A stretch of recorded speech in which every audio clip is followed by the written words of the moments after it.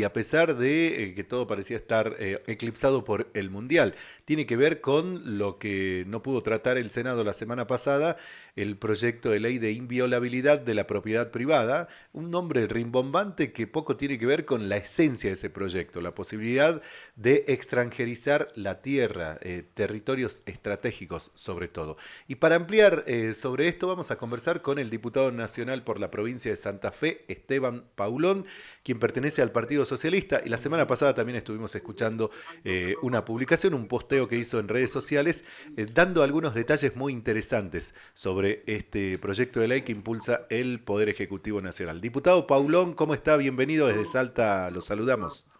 ¿Qué tal? ¿Qué tal? ¿Cómo están? Buen día. Gracias por la comunicación. No, por favor. ¿Cuál es la importancia de este debate que finalmente se trasladó para la posibilidad de una sanción definitiva o no el próximo 6 de El... agosto? Sí, en realidad para hacer una aclaración va a ser la aprobación en el Senado, luego viene a la Cámara de Ah, primero Diputados. está. Va al Senado. Claro, a Perfecto. partir del cambio después de que asumieron los nuevos diputados y senadores, el oficialismo tiene más fácil lograr algunos acuerdos en el Senado, por lo tanto la mayoría de los proyectos que está enviando los inicia en esa Cámara, y es el caso de este proyecto que, como yo decía en el video, detrás de un nombre que parece muy interesante y altruista de defensa de la inviolabilidad de la propiedad privada, esconde otras intenciones, ¿no? Y esto es parte de la operación política del gobierno, porque la verdad es que en Argentina, si hay algo que no está cuestionado, es la propiedad privada. La Constitución defiende la propiedad privada claramente, no es un país donde haya expropiaciones masivas, ni Confiscaciones cantidades, tampoco. no, confiscaciones tampoco, ni es un problema estructural, cuestiones vinculadas a la propiedad en sí, pero detrás de ese título pomposo que pareciera venir a blindar más la inviolabilidad de la propiedad privada, fundamentalmente orientado a las personas que tienen propiedades, ¿no? Porque la verdad es que la mayoría de la gente en Argentina cada vez más alquila, no tiene propiedad, mucha gente no tiene ni un auto, pero bueno, está esta ilusión de que si algún día tengo algo no me lo van a quitar. Aparece este proyecto que en realidad es un proyecto de extranjerización de la tierra, es un proyecto que recoge 3 o 4 temas concretos en términos de derogación de leyes vigentes en Argentina, alguna la ley de manejo del fuego, otra la ley de tierras rurales, otro el tema de la ley de tierras que estableció los límites para la compra de tierras por parte de extranjeros y que obviamente llega al 6 de agosto bastante más deshilachado y debilitado que lo que era el proyecto original, pero sigue planteando algunas cuestiones que nos preocupan enormemente, en un contexto en el cual no se puede analizar esta ley aisladamente de otros proyectos que se están tratando, que se han tratado, Superrigi, el tema también de lo que tiene que ver con la ley de sociedades y esto de las sociedades no humanas. Hay un esquema de 3 o 4 leyes que combinadas permitirían que en Argentina establezcan enclaves, ¿no? ¿Qué son enclaves? Áreas en el país en las cuales no rige la ley argentina. Va a regir una legislación totalmente liberalizada, es decir, la legislación de quienes compren esa tierra, ¿no? Y está orientado a las inversiones que quieren hacer algunos grupos vinculados Eso, a los data centers y a otras cuestiones, diputado, obviamente, de la explotación de la tierra. ¿eso está planteado en el proyecto, esto de un régimen especial? ¿Dónde queda la soberanía frente a Es esto? que, claro, es que vos, por eso digo, hay que pensarlo en conjunto. Vos vas a poder comprar tierras sin límite, donde si te adherís a un régimen como el Superrigi, no vas a pagar prácticamente impuestos, vas a pagar el mínimo impuesto tolerable a nivel internacional. O sea, no lo bajaron más porque la OCDE, que es una organización internacional a la cual Argentina hace muchos años quiere ingresar, de países en desarrollados y en vías de desarrollo, no te permite cobrar menos del 15% de impuesto a las ganancias, porque si no, ya serías, como dijo el vocero, un país bananero. Entonces, pero fueron al límite menor de impuestos, al límite menor de la regulación, vinculado a no hay requisitos ambientales, no hay requisitos de impacto, no hay requisitos que se te puedan plantear a nivel provincial o municipal. Eso es el superrigi, ¿no? Entonces, pues sí, bueno, yo compro una extensión de tierra enorme, una empresa extranjera o una persona extranjera, no va a haber más límite, Entonces puedo comprar tierra, allí afecto esa tierra a un proyecto, por ejemplo, el Superrigi, a través de una sociedad no humana, es decir, de una sociedad que no va a tener ni siquiera la necesidad de tener una oficina para darle trabajo a 2 personas en Argentina, una sociedad que puede estar en cualquier parte del mundo y que ni siquiera, que puede estar a nombre de una inteligencia artificial. Sé que parece que estoy borracho y que me tomé una botella de licor a esta hora de la mañana, pero no, es lo que la ley permite en este experimento que quieren hacer Milei y Sturzenegger. Entonces, la ley de tierras, sin pensarla en conjunto con estas otras legislaciones, Superrigi, ley de sociedades, no se termina de entender y no parece en todo caso tan grave. Obviamente hay un riesgo de concentración de la tierra en los sectores más fértiles, de agricultura, etcétera, que preocupan porque eso puede generar latifundios, pero claro, cuando lo ves a la luz de estas otras legislaciones, realmente ves que esto es un experimento extraño al cual están sometiendo al país y en el cual, obviamente, lo que vos decías, la soberanía, bien gracias, porque Dale. incluso hoy sociedades y personas pueden comprar tierras. Hay el 15% es un límite que se planteó, tierras fronterizas no se pueden comprar, en el proyecto original de esta ley se autorizaban, por lo tanto un Estado extranjero podía comprar, por ejemplo, sin límite, que yo, todas las tierras circundantes a alguno de los ríos que no sé, por ejemplo el río Uruguay, que nos separa de Bueno, acá Uruguay, en podría Salta haber tenemos, comprado toda la costa. acá en Salta tenemos el tema, la cuestión limítrofe con Bolivia y el problema del narcotráfico y la extranjerización. Hay fincas que Claro. están extranjerizadas y ahí se facilita mucho el contrabando.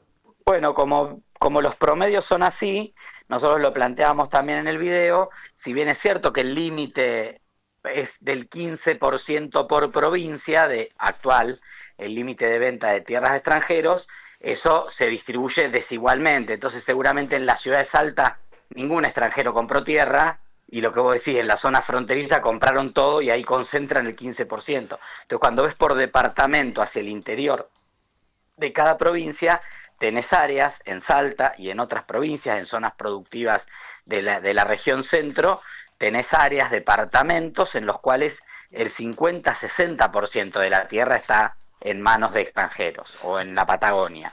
Después en el promedio provincial te aparece menos porque obviamente la provincia es extensa, es más grande. Entonces, a eso también se va a terminar ese límite y por eso estamos alertando la preocupación que tenemos no solo por las cuestiones de soberanía que son centrales y son muy importantes, sino también por el riesgo de que finalmente Argentina se transforme en la sede de diversos enclaves ilimitados, porque como no va a haber más límite, se podrán instalar todos los que sean, en los cuales difícilmente rija la ley y las normas de nuestro país.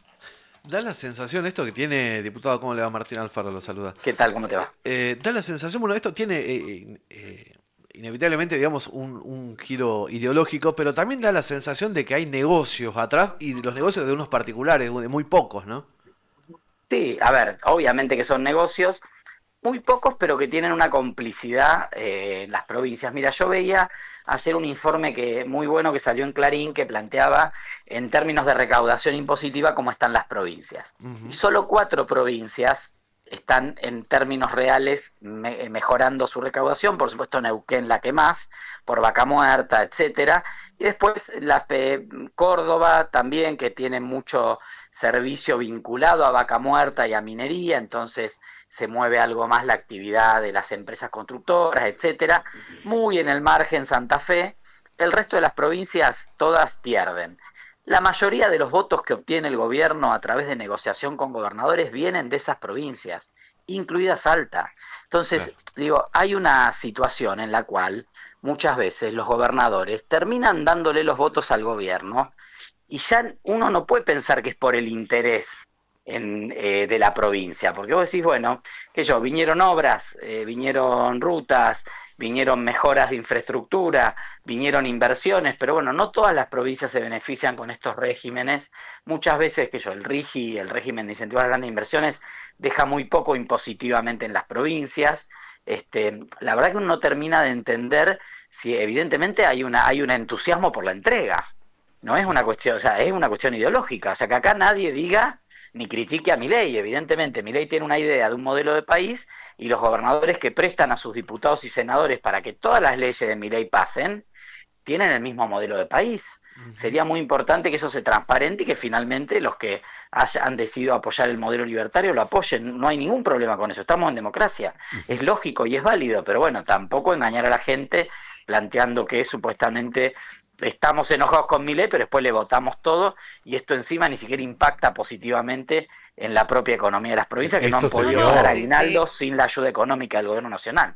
de hecho, Esteban, buenos días, Candelaria Huergo te ¿Cómo saluda. te va, En Salta Candelaria? estamos a punto de empezar a pagar nuestras rutas, Bueno, las hay, rutas que usa la minera. Y seguro te y, acordás, Esteban, la sesión extraordinaria cuando el diputado salteño Outes dijo, este modelo no funciona, pero voy a votar a y favor. votó, claro. Sí, por eso hay una disociación, yo creo que todo el mundo está, o que buena parte de la política está pensando en la elección de febrero, marzo, abril, no sé cómo será el calendario en Salta, pero en que la mayoría de las provincias se van a ir adelantando las elecciones, seguramente a partir de febrero, marzo va a haber procesos electorales, cada gobernador intentando resolver lo local, lo propio y salvándose de la suerte de que tenemos como país, que es la elección nacional.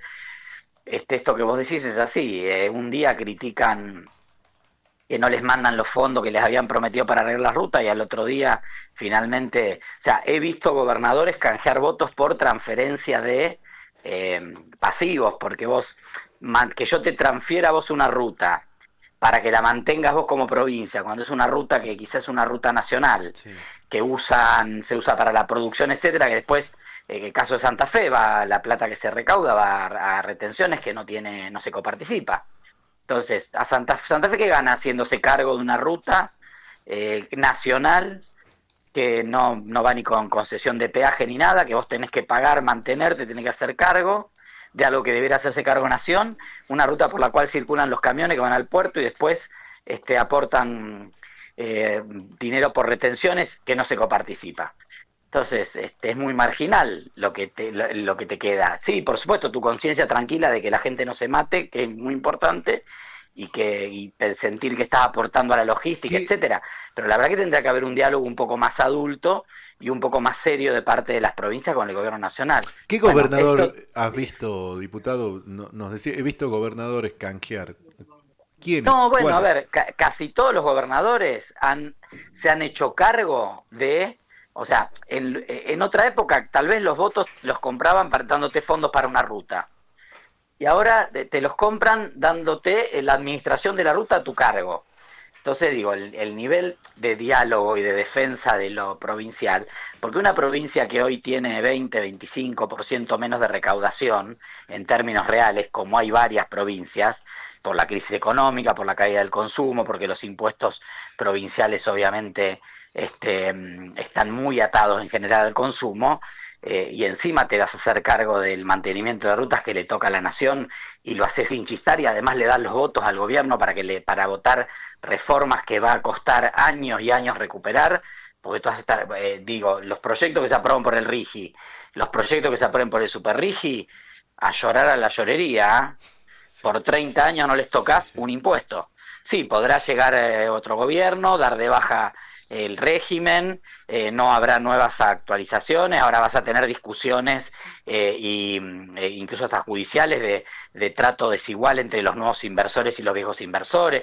Digo, abre un panorama muy complicado hacia futuro cuando se quiera o se intente recuperar algo de la renta extraordinaria que van a tener estos sectores y y que lamentablemente, viste, como todo en Argentina, pensando, y bueno, después ya lo resolveremos, bueno, le voto ahora, total, yo llego a la elección el año que viene, zafo, gano, o gana mi candidato, mi candidata, y después veo, y total, después en algún momento esto se arregla, porque siempre acá en Argentina lo arreglamos, ya en el 2001 lo arreglamos, bueno, hay compromisos que no son tan fáciles de arreglar, y hay compromisos y entrega y cesión de cuestiones del patrimonio que no va a ser nada fácil recuperar. Y eso a mí me preocupa, que tenemos una generación de gobernadores que no están pensando en la próxima generación de argentinos, sino que están pensando en la próxima elección que es un proceso de algunos meses. El Diputado, presidente ya sabemos cuál es su programa político, pero del resto, que debiera marcar una diferencia y claro. defender la soberanía nacional, la verdad que uno realmente se queda extrañado por eso. Diputado, estamos en Salta Capital, pero nos están escuchando en los valles calchaquíes y hablábamos de esa publicación que hiciste sobre la extranjerización de la tierra, citando un departamento puntual de Salta, ¿no? El caso del departamento San Carlos. ¿Podrías ampliarnos o por lo menos llamar la atención sobre el debate que está en juego para el próximo 6 de agosto? Bueno, por eso les planteaba hace un ratito lo de los promedios, ¿no?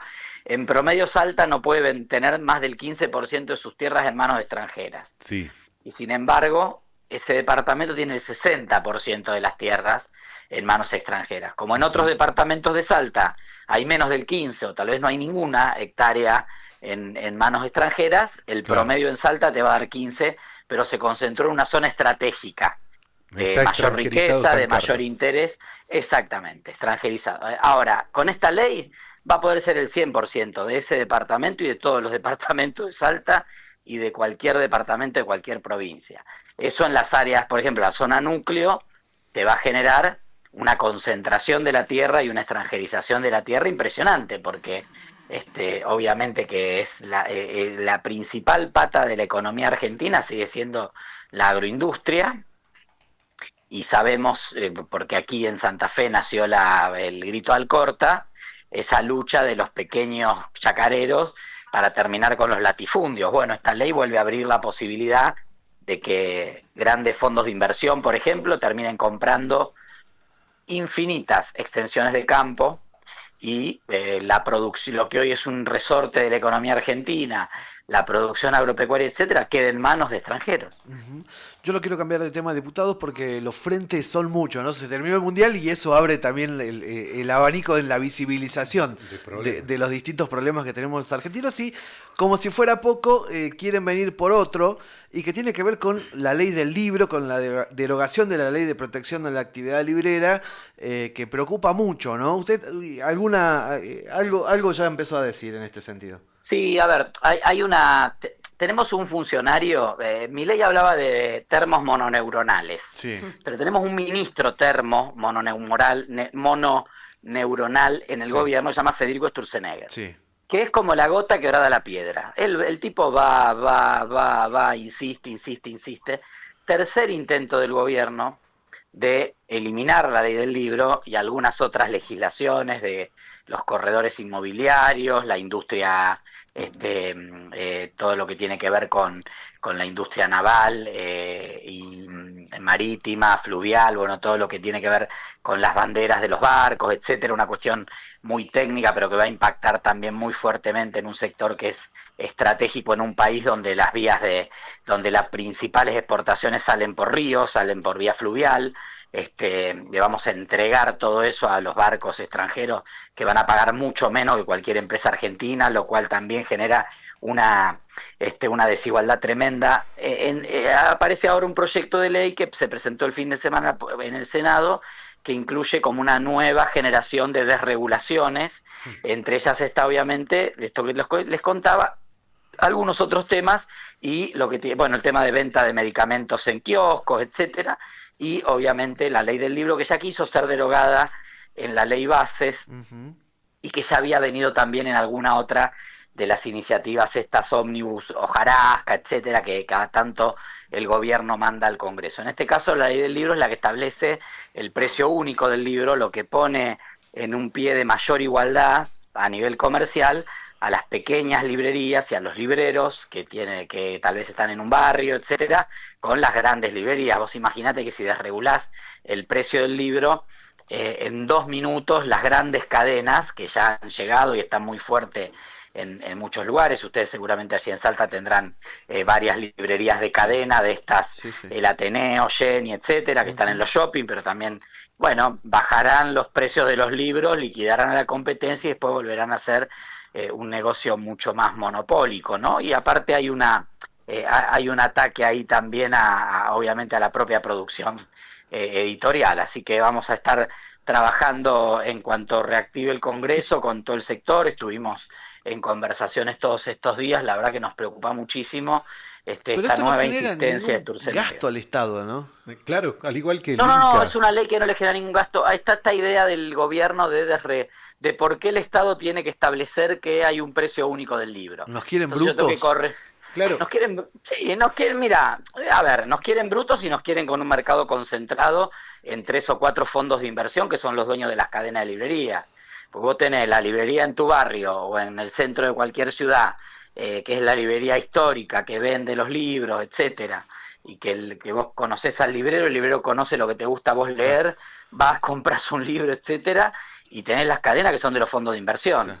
que tienen librería, fábrica de alfajores, chocolate, la cadena de la farmacia, te cambian la llanta en no sé dónde, entonces es un número más en un Excel y de alguna manera lo que busca es concentrar el negocio en ese sector, ¿no? Que El el librero que te sector, avisa que ya llegó a lo que estabas buscando. Es buenísimo. claro, que viste que te dice, hoy no lo tengo, te lo reservo, mañana, che, a vos que te gustan las novelas policiales, llegó esta, Ujú. está muy buena. Bueno, todo eso se va perdiendo. Por supuesto no lo digo como una cuestión nostálgica, digo, hay muchas familias y muchas personas que mueven una parte importante de la economía a través de la industria editorial en este sentido, y bueno, el gobierno quiere, en aras de la desregulación, generar una mayor concentración de todo ese sector. Diputado, ya estamos cerca, si bien tenemos algunos meses, pero bueno, la instalación en la política lleva su tiempo también.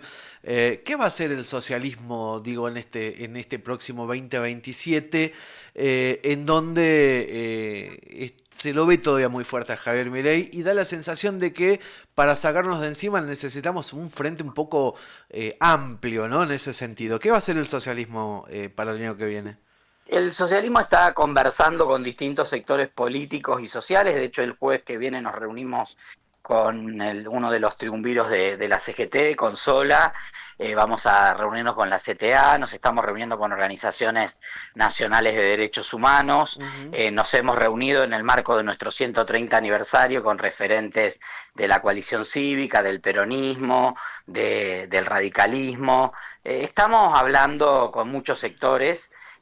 Primero con una preocupación más de corto plazo, que es la reforma electoral, una reforma electoral que es una contrarreforma muy reaccionaria, que implica el cierre o el fin de muchos de los partidos y las expresiones políticas en Argentina, y obviamente aparte lo de las PASO, que es la herramienta electoral o el mecanismo electoral que el gobierno quiere eliminar para intentar tener mejores herramientas a la hora de llegar a la elección y pelear por la reelección del presidente. Entonces tenemos esa primera conversación que nos preocupa, no por nosotros, porque el Partido Socialista es un partido nacional que seguramente no tendrá problema en adecuarse a las nuevas, a los nuevos requisitos que impone la ley, pero sí nos preocupa en términos de degradación del proceso democrático, ¿no? Y ese es por un lado eso. Y por otro lado, nosotros estamos hace un tiempo ya, y lo vamos a profundizar en este segundo semestre, planteando una serie de ideas para Argentina, algunas en nuestra tarea parlamentaria y otras como programa partidario, y queremos que esas ideas estén en el centro de una discusión de qué país construir después del 27. Si empezamos con los nombres antes que con las ideas, vamos a ver lo que estamos viendo hoy, una oposición totalmente dispersa, donde hay una carrera de dirigentes para ver a quién le da mejor la encuesta en imagen positiva, donde el ego y el narcisismo hace que en lugar de pensar cuál es la mejor herramienta y más eficiente herramienta para ganarle a Milei, estemos discutiendo temas familiares, temas personales, enojos del pasado. Bueno, acá hay un futuro por construir en un espacio que tiene que ser muy amplio, pero que tiene que estar constituido en torno a las ideas. Y ese es el aporte que quiere hacer el socialismo. Centrar ideas, poner ideas sobre la mesa y en base a esas ideas tratar de lograr que distintos sectores nos sentemos a conversar. Eso quisimos hacer e hicimos en el acto por los 130 años del partido, y lo vamos a seguir haciendo ahora en conversaciones con distintos sectores políticos y sociales, ¿no? Que nos ¿Están parece que es importante. despojados del tradicional cariz antiperonista que tuvo el socialismo? ¿O no?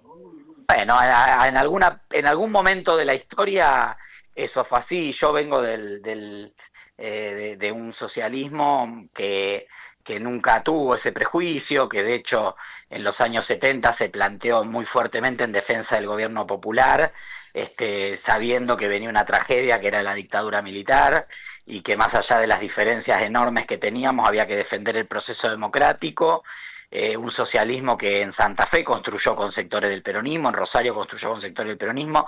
No tenemos ese prejuicio ideológico en términos de lo que hay que construir a futuro.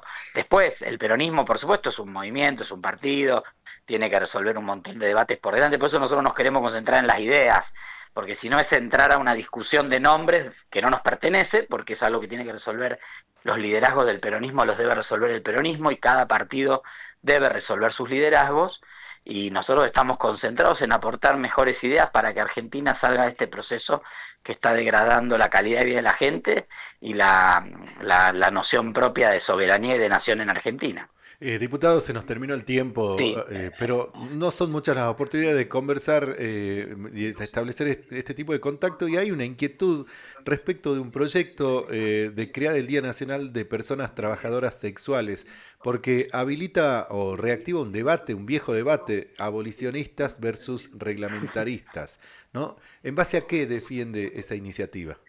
mira, a ver, sé que es un debate que en el feminismo y en el colectivo LGTB genera mucha discusión. Es un debate que genera discusión en la academia. En la calle, las personas que se dedican y ejercen el trabajo sexual siguen ejerciéndolo en condiciones de ilegalidad, en condiciones de persecución policial, en condiciones de violencia, sin ningún programa serio ni ninguna alternativa seria para aquellas personas que deseen no ejercer más el trabajo sexual y que quieran dedicarse a otra cosa. Hay personas que ejercen el trabajo sexual porque lo desean.